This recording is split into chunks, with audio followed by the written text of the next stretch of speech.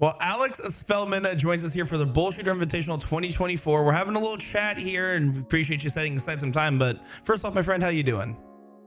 Doing great. Well, it's great to have you here with us. And for those that may be unfamiliar, which if you're watching this and you don't know who I'm talking to right now, I don't know how that's even possible. But how are you qualified for this event? Fortunately, I won this last year, so I get to be there again this year. Yeah, not only have you won last year, but you also won the inaugural year as well, and with sights set on year 3 for the three-peat. Have you seen the field progress at all? Do you feel like it's gotten equally as hard or harder across these 3 years? To be honest, I don't know, because a lot of these folks that qualified even, the previous 2 years were a lot of them I'd never really seen shoot before, especially if they stay more on the soft tip side of things. Obviously, I'm familiar with like Joe Chaney and the guys that play a lot on the steel side. So looking at the list of players like Bob McCoy, until I really played with him in Chicago this year on the 4-man, was it 4-man and maybe Team USA, might have been both. Everything's a jumbled mess in my brain at the moment, but guys like him, I know he's a great shot, but honestly I'd never really seen him shoot until I got to shoot with him. So to me, sometimes the unknown can kind of catch you off guard. If you don't know who this guy is, maybe he's the local player, but he can compete with the best.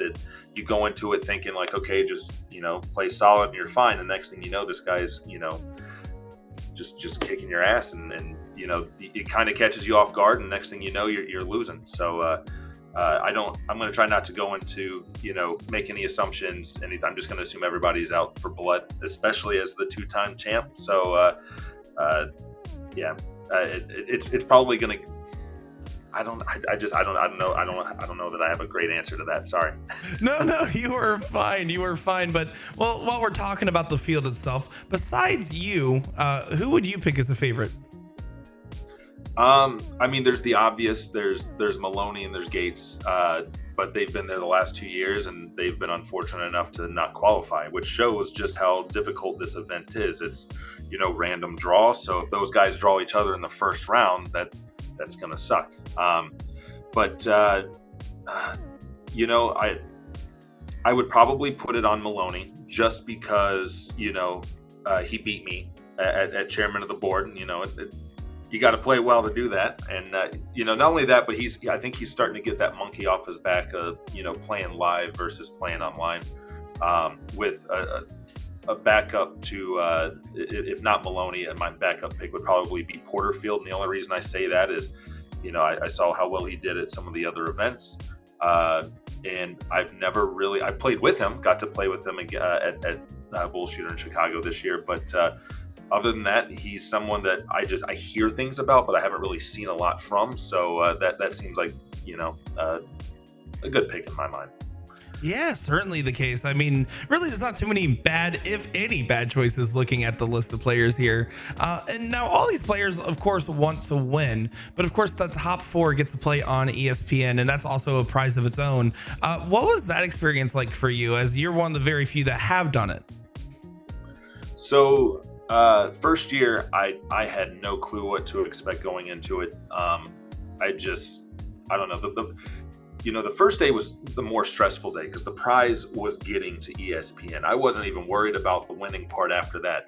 At the time, I still had a great job, so if I didn't win first prize, I was still getting a decent paycheck, so it wasn't a big deal. I played pretty comfortable, and fortunately, I won.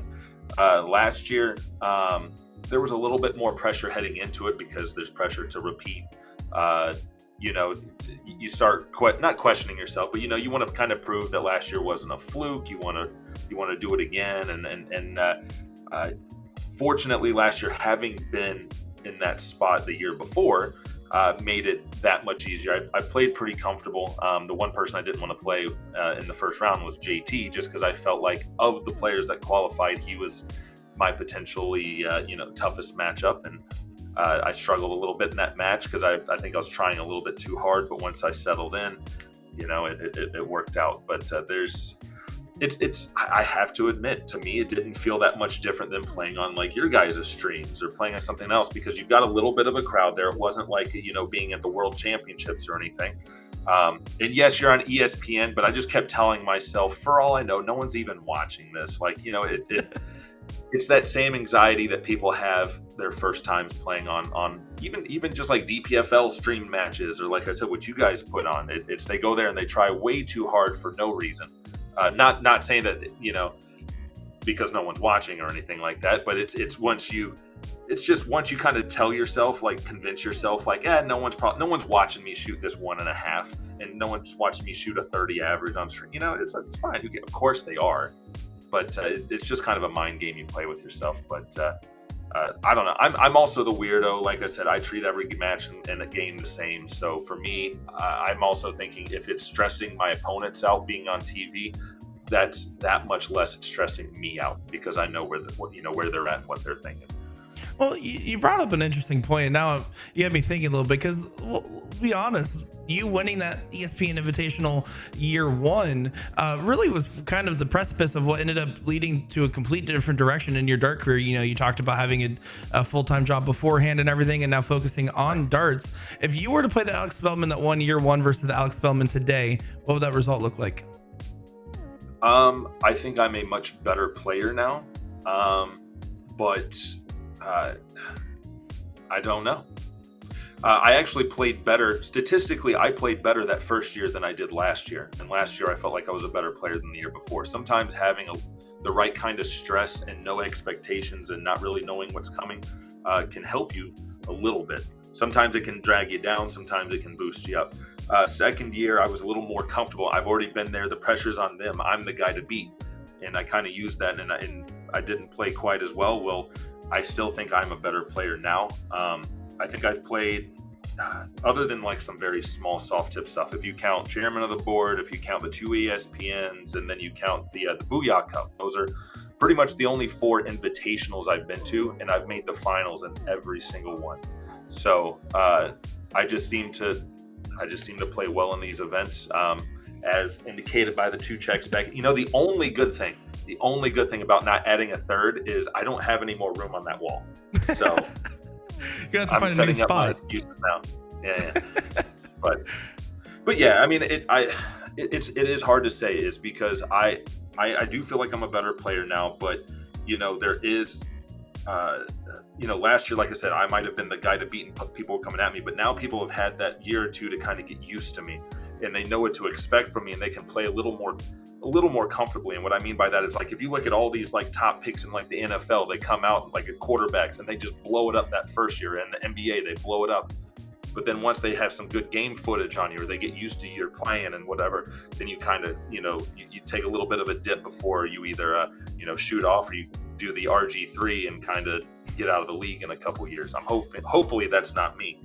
But yeah, anyway, sorry, I'm rambling, I'm sure.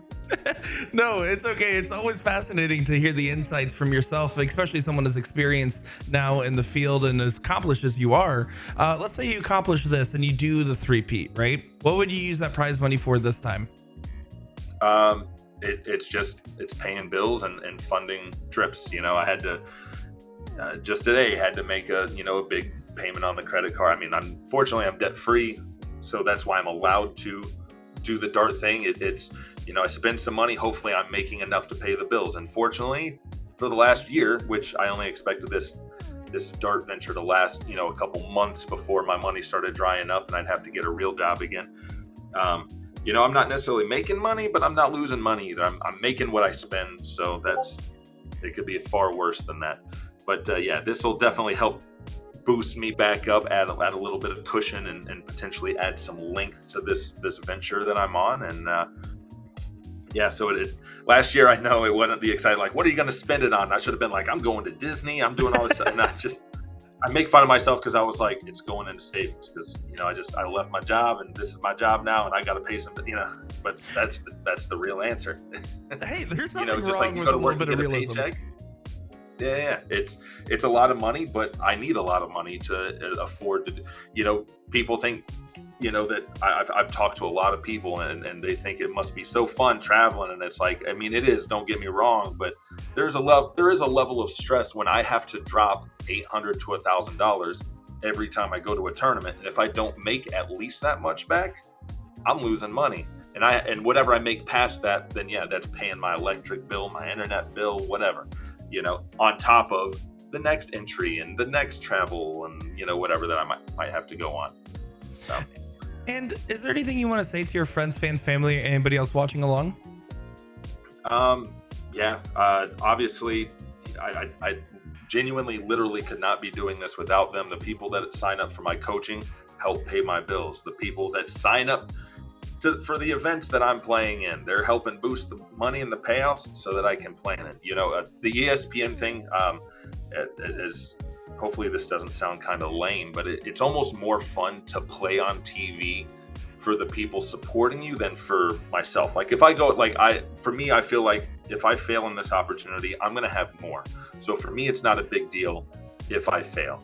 But I feel worse when I fail for the people that were like rooting me on and not the people betting on me and then get mad at me, whatever you guys can. But I don't know. It's just so much fun playing, and I get the videos. I know the first year, and everybody was up in Nashville, and they had one of those TV where it's like the 6x6 grid of TVs, and it's me playing, and they're getting excited watching me play and win, and that's so much more fun than the win itself. But yeah, can't do it without them. We are excited to have the Jackal back once again. Of course, many questions have been asked. Can the three-peat happen? If you want to find out, tune in August 1st on our Facebook and YouTube to watch along. And of course, the following day, the top four will duke it out on ESPN. And Alex, all we can do is wish you nothing but the best of luck with your run.